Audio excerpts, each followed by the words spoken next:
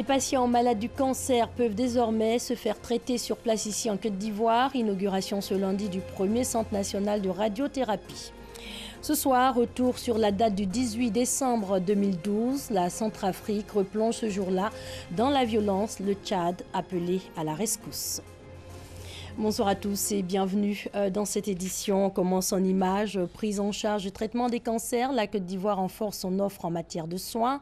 Le pays possède désormais son centre de radiothérapie. Le président Alassane Ouattara a procédé ce lundi à son inauguration. Le centre national oncomédical et de radiothérapie a coûté 13 624 millions de francs CFA. Logé au sein du centre hospitalier universitaire de Cocody, il comprend 4 bâtiments et des aménagements extérieurs. Selon les spécialistes, ces 2 bunkers à plein régime peuvent traiter chacun entre 160 et 200 patients par jour. Le 18 décembre, on célèbre la Journée internationale des migrants, une journée pour se souvenir de ces millions de femmes et d'hommes fuyant la guerre, les persécutions ou en quête d'emploi. Le monde compte 175 millions de migrants et selon l'Organisation internationale pour les migrations, 8 753 migrants sont partis en 2017 de Côte d'Ivoire pour l'Italie en passant par la Libye. Parmi eux, 1263 femmes et 1474 mineurs non accompagnés. Trouver de l'emploi, un véritable casse-tête pour beaucoup de jeunes. Ces derniers sont invités de plus en plus à se tourner vers l'auto-emploi, une alternative qui permet aux jeunes de créer eux-mêmes de l'emploi et des richesses. Le reportage de Dangui Dangui. Les rendez-vous de l'emploi rassemblent de nombreux acteurs, notamment des étudiants, des enseignants, des grandes écoles et universités, et ont pour objectif d'instruire les élèves et étudiants sur les opportunités d'auto-emploi afin de leur donner le goût de l'entrepreneuriat. On peut se dire que non, les études ne sont incompatibles, mais à partir par exemple de la comptabilité que moi je fais, qu'est-ce que je peux apporter au domaine de la mode afin de créer de l'emploi, créer des ressources stables pour le pays, pour la Côte d'Ivoire, de ne plus trop compter sur l'État, mais nous-mêmes de créer. Le BTS, avoir les stages pour obtenir de l'emploi, nous voyons que de nos jours, c'est une situation très compliquée pour nos grands frères.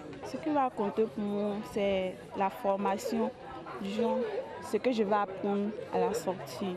Je pense que nous sommes tous des auto-entrepreneurs. Les jeunes sont compétents, ils doivent s'inscrire dans cette application pour être des guides touristiques. Si je vais à Corgo, j'ai les contacts par cette application.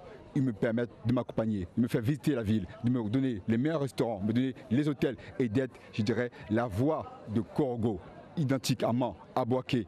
Mais pour les connaître, il faut les mettre dans une application. Cette application soit le distributeur du travail, le mot du travail, où nous allons changer le monde du travail en Côte d'Ivoire. Enseignant et président d'université, le professeur Aléon Mané invite les élèves et étudiants à mieux s'armer pour affronter efficacement le marché du travail. La recherche de la solution doit être collective, c'est-à-dire il y a un principe qui est développé récemment par les institutions financières internationales, c'est la question de la compétence transversale.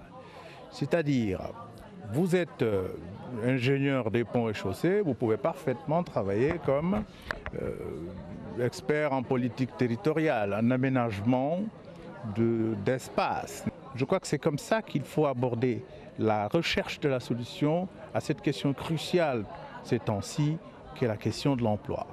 Les rendez-vous de l'emploi, c'est une plateforme de partage d'expériences, de connaissances qui vise à rechercher des solutions durables à la problématique de l'emploi des jeunes en Côte d'Ivoire.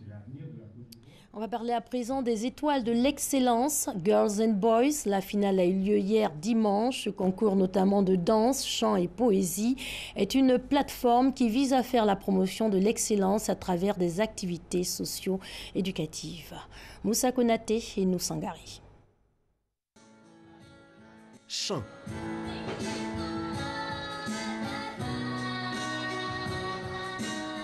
Danse. Poème. Je craque. Quel est le nom de l'auteur du roman Climbier? Au départ, 30 candidats à cette activité culturelle dénommée Concours des étoiles de l'excellence Girls and Boys 2017. 3 sont retenus à l'issue de la finale. Grâce Groguier, Justine Soro et Benjamin Zagbayou sont les lauréats dans les catégories intellect et talent. Je remercie Dieu, je remercie mes parents, je remercie mes encadreurs de m'avoir soutenu. Parce que c'est grâce à ce soutien-là que j'ai pu arriver jusque-là. Je suis très éblouie. Je ne sais pas ce que je vais dire. Je n'ai pas de secret, j'aime beaucoup lire. J'aime beaucoup faire les recherches. Je suis très heureux et je ne crois pas encore mes yeux. J'ai l'impression que je suis en train de rêver jusqu'à présent. Cette compétition, initiée par l'ONG MEMA, Mon éducation, mon amour, vise à promouvoir l'excellence en milieu scolaire à travers la détection de jeunes talents. Mieux, de lutter efficacement contre les maux qui minent le système éducatif, à savoir la tricherie, l'alcool et les grossesses en milieu scolaire. Nous, en tant que parents, c'est vrai qu'on a beau parler à nos enfants, mais il y a un fossé de génération. Donc on veut se servir de leur génération pour pouvoir communiquer les messages que nous, parents, nous avons difficulté à faire passer. Le concours des étoiles de l'excellence Girl and Boys 2017 est à sa première édition. Il a enregistré la participation de plusieurs villes dont Abidjan, San Pedro, Gagnoa et Daloa.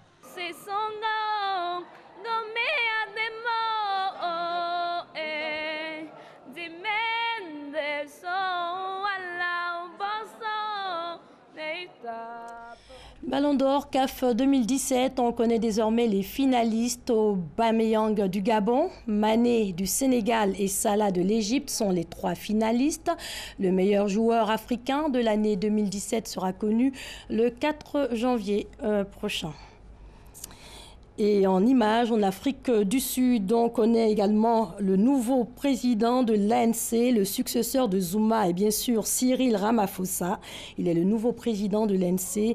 Hier, les 4776 délégués du parti au pouvoir ont voté.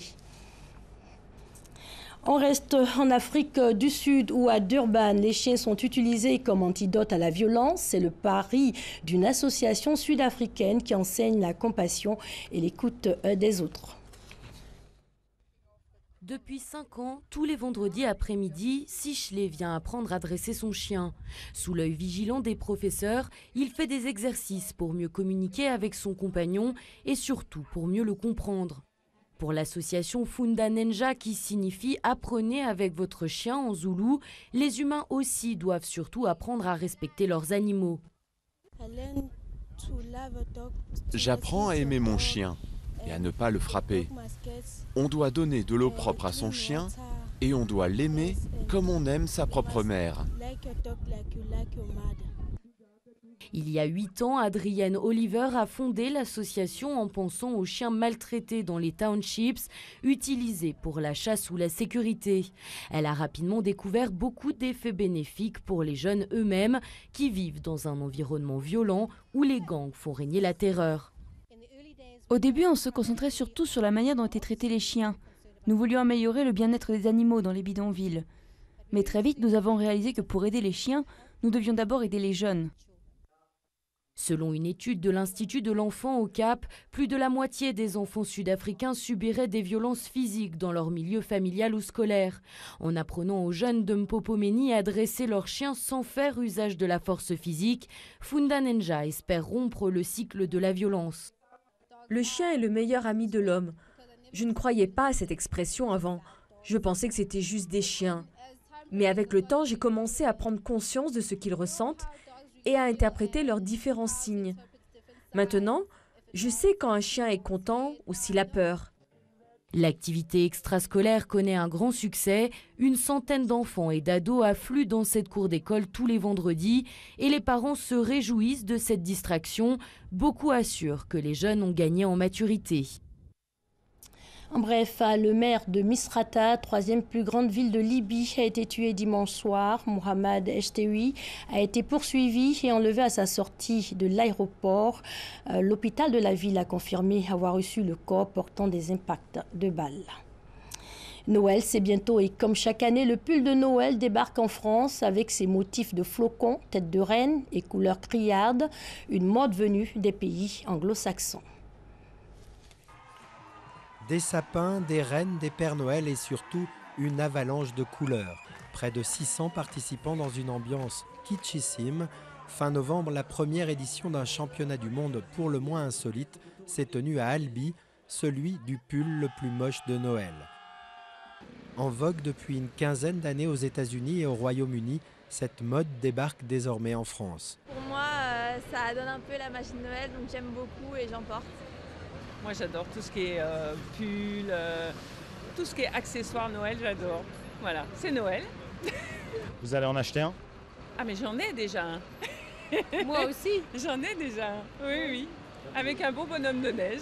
Après la déferlante des soldes du Black Friday, cette autre importation anglo-saxonne connaît ses heures de gloire et de marketing à l'approche des fêtes de fin d'année en France.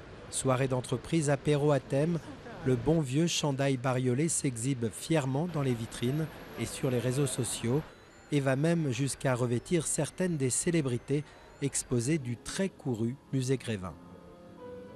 Je pense qu'un petit peu de sourire au cœur de Noël et de l'hiver et dans la froidure, eh bien, profitons-en, il ne faut rien manquer. Et je pense que voilà, c'était notre façon de symboliser que voilà, il faut s'amuser.